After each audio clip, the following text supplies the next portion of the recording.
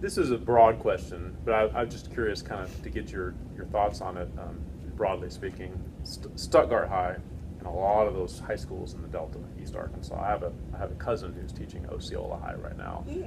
And it talk about struggling, academically.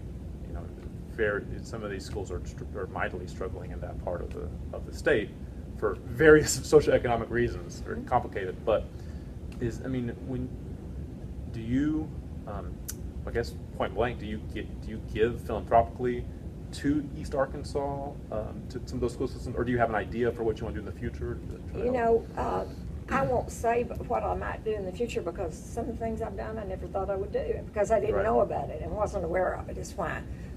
So mainly our focus has been more in this area, because this is where we are, this is what you see, this is what you get the calls about, and this is where the needs are. Right. And it isn't that I wouldn't, but it's just that you want to, if you had what you would really like to do, you'd like to be able to spread it all around everywhere.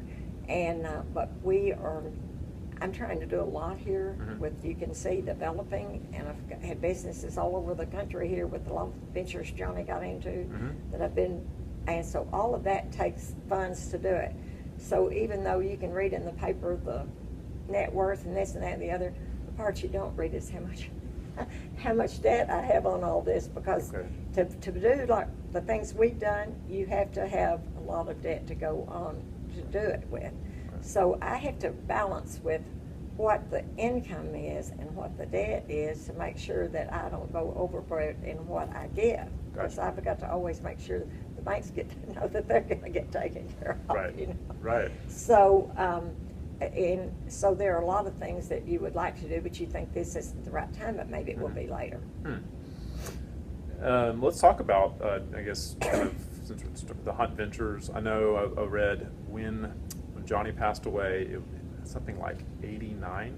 No, 2006. Oh yeah, 2006. But at that point, he had 89 projects in motion before his death. That's about it. About it. So now, is there a number of projects in motion at this point? Well, we just recently, in just the last few weeks, we did sell the rock quarry in Honduras. Okay. And so I've had that was just a new project that was he had bought the equipment, he had the place for the quarry, the land and everything like that in Honduras, and he had just started that project. It hadn't really come out of the ground hardly, when he passed away. And so at that time I felt like these are projects he has started, I have to carry on. So I tried to carry on with the Honduras project, and we've shipped out of there. We ship into Florida and Louisiana, those coastal areas from Honduras, the rock and all. And so we've operated it for that long, but it's a long way away. It's a lot to deal with in something so far away, different government than the type that we have, different challenges, real challenges. So that was one that I was really ready to say, I don't need to be doing this anymore. So I did just a few weeks ago sell the Honduras thing, so I'm out of that. Okay. Then we've been, had drilling rigs in Texas. He had ordered, when he passed away, he had ordered 3 drilling rigs. And the reason he ordered them, he was so excited about what was going to happen in Arkansas with our gas drilling in Arkansas.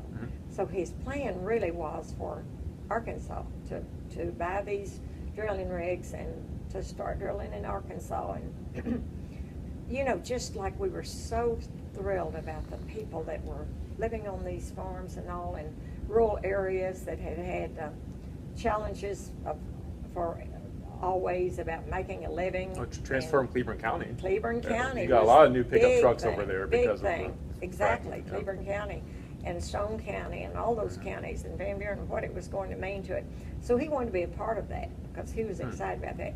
So he had ordered 3 drilling rigs, and so my first thought was, they hadn't come off yet, but and my first thought in the hospital was, I can't do that. I'm going to let that, have to sell those rigs. I can't take on that. There's already so much other to do. And while he was there, one of the people came to me and said, there's a rig that's ready to go. What do you want to do? And I said, when I thought I will say no, I said, can we get a contract? And they said yes. And I said, we'll give it a try. Then Okay. number 2 comes along. Can we get a contract? Oh. We'll give it a try. Well, I ended up with 6, and at 6 I kind of drew the line. But after a time, the drilling started slowing down, and what we did, we started in putting some out in Midland, Odessa, Okay. and the drilling for oil out there than the gas. And so it was better for us just to move them all out there and have them in one location. And so we had already moved out of Arkansas way back, several years before it really slowed down as much as it has. And so we've been drilling in Midland, Odessa, and we were doing well and have really nice, we built new office, nice facilities, but that has all slowed down too. Mhm. So everybody in drilling out there, those rigs are parked. So we kind of held on longer than most people, I think, because we kept, trying to keep the people working. That's what it was all about. Let's keep the people working. But we finally reached the point where it was not the smart thing for us to do, the wise thing for us to do. So we now have pulled our rigs in. We keep people there to keep them maintained and all. And when it comes back, which one day it will, we'll have some nice rigs that'll be ready to go back to work. In Texas? In Texas. In Midland, Odessa. How long were y'all operating in Arkansas? We started operating in Arkansas in 2007, and we just probably operated in Arkansas for 2 years maybe. Okay. Two or 3 years till we moved them, yeah. Maybe 3 years till we moved Natural them. gas. Natural gas. Yes.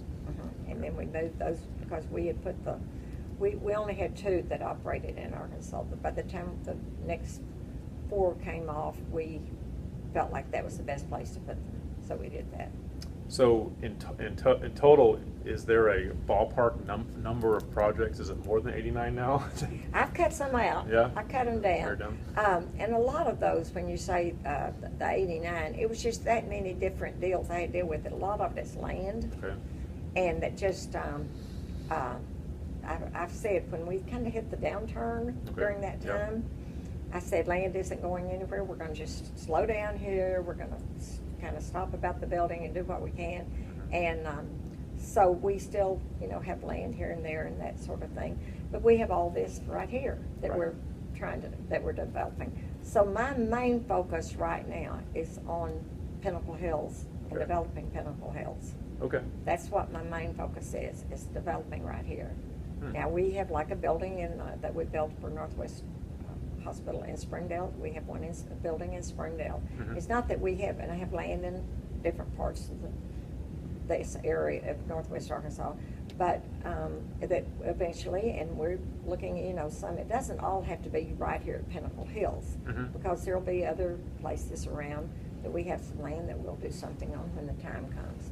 But this is what I'm trying to, with these, we have a big mortar plant over in Muskogee, Oklahoma. Okay. That he was just beginning to, we just kind of had the groundbreaking on, and we make packaged mortar, colored mortar. It's all automated, all automation and all that, and you can buy any color you want. We're used to, they get the cement and they mix the color in there and this and that. Well, ours is all, you get the color you want just like you want it and everything. And so we have that operation going on in Muskogee. Okay. So we do have some things that are still out there, operating companies, but and that we're still, involved in. But do you still operations internationally after the Honduras? No, nothing out of the United States. Outside. It's all, yes. Kind of brought it in closer.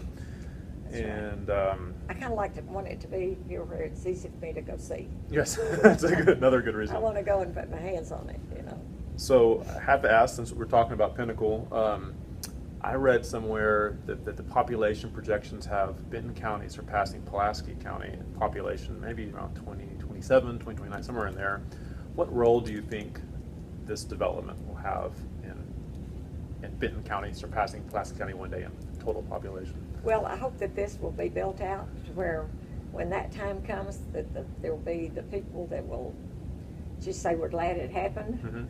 We knew it would. We saw this coming, and that's what we're trying to prepare for. We spend our time yesterday sitting here working, okay, what can we do next? And what is the new something that we need to bring here? And we look at different things. Some we turn down. We don't just take everything that comes along, because we want it to fit, We want it to be what we feel like people will want in this area, and so we look at a lot of things that in that way. We have great developers in Northwest Arkansas. A lot of people doing the same thing we're doing. You can see, you know, that they're everything coming around us and all, and we're all doing the same thing. We're just trying to make it better, go for better things. And so, who would have thought, you know, back in the 07, 08, 09, along in there, like with the Promenade, you know, we're half owners in the Promenade. We did that with General Growth. And so we had the land, and then General Growth was the developer, and they actually managed the Promenade. They bring in, I don't go out and find people to go into the Promenade. They do their own leasing, do the leasing. They have their people that do the leasing for the Promenade, although we're a part of it. And but when at that time, during those times, we were saying that we draw from a population of 250,000 people. Right. Well, now we say, we just think, now this time, and I saw an article in the paper this morning, on Promenade opened in October of 06. And I was so thankful that Johnny got to see that finish, because he was so excited. When they were building the Promenade, and you were not supposed to drive through it, those dirt roads, when they were just building it, and we would drive through, and they'd maybe tell us, you know, you're not supposed to be driving through here. Okay, we just drive on out like we're not part of this, let's, you know. Right. But we drive through to look at it, because he was so excited about the Promenade. And it opened in October before he fell in December, so I was so thankful he got to see the Promenade open. He was so, yes, he got to be there for the grand opening of the Promenade. But to think then that just from that time until now, that we've doubled, and we continue to grow. So there's a lot of good things happening here.